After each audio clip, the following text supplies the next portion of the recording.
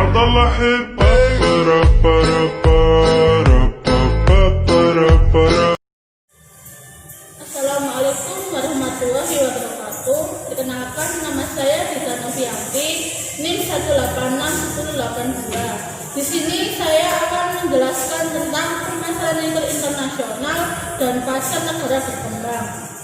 Internasional adalah fenomena relatif baru yang pertama kali dipelajari pada tahun 1960-an di Amerika Serikat, di mana ia mengklaim memiliki keunggulan khusus di dalamnya mode retail dibandingkan dengan pasar lainnya.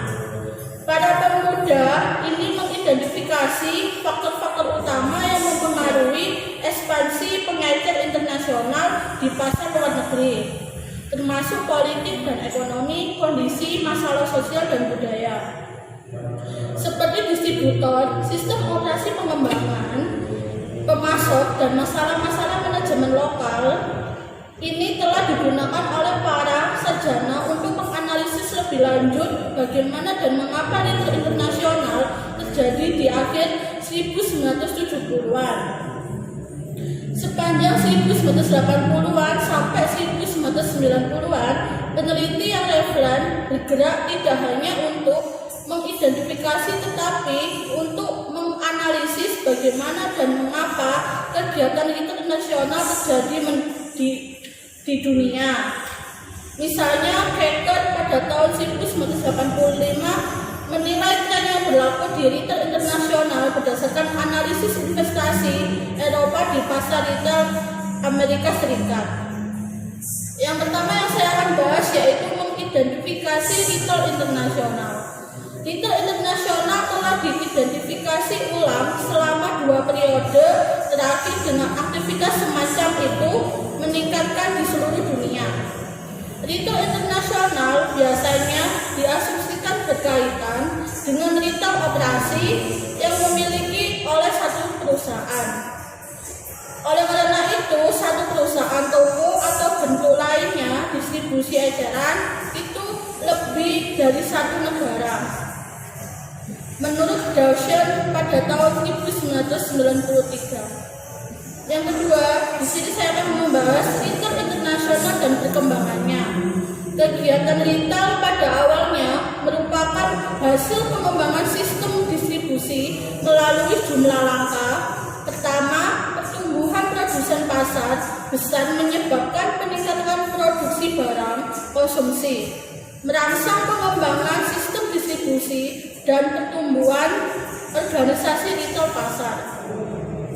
Yang ketiga, saya akan membahas tentang lingkungan internasional yang baru muncul, yaitu perspektif pasar, lingkungan makro dan mikro. Yang keempat, yang saya akan bahas yaitu infrastruktur dan distribusi di pasar negara berkembang. Efisien distribusi penting untuk bisnis internasional.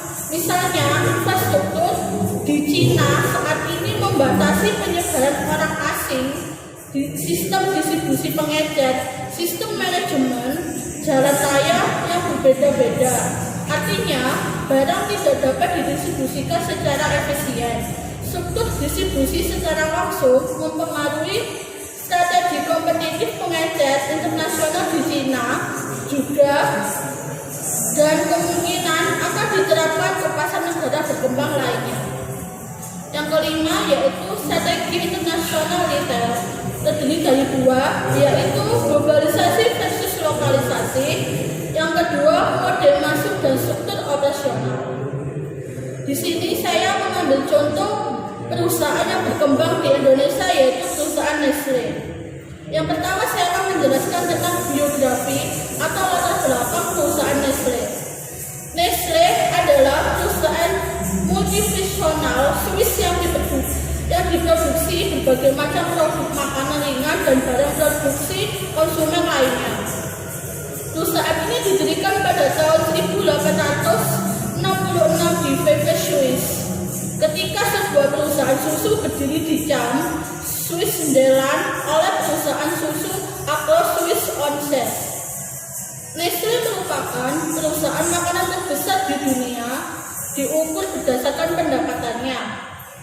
Produk Nestle, makanan bayi, air minum kemasan, sereal sarapan, kopi, gula, produk susu, es krim, makanan hewan, peliharaan, dan makanan ringan. 29 merek Nestle seperti Nespresso, Nescafe, Kit & Kat, Smart, Squid, Stopper.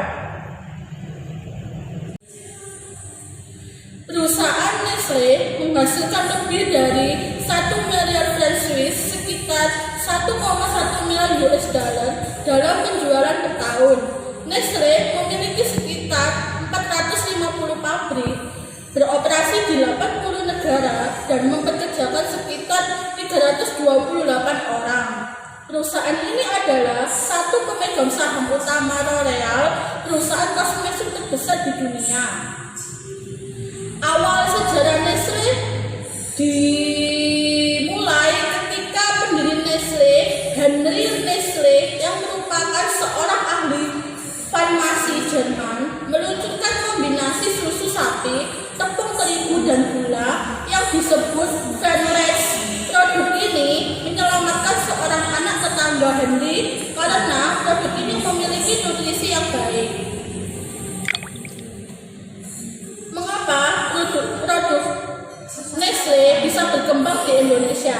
Karena pada tanggal 9 Desember 2010, Nestle mengumumkan investasi sebesar 100 juta dolar Amerika Serikat di Indonesia untuk membangun pabrik baru di Jawa Barat. Dalam tahap pertama, pabrik besar ini akan memproduksi minuman coklat, marshmallow, dan bubur bayi Nestle sereal untuk memenuhi meningkatkan permintaan konsumen di Indonesia.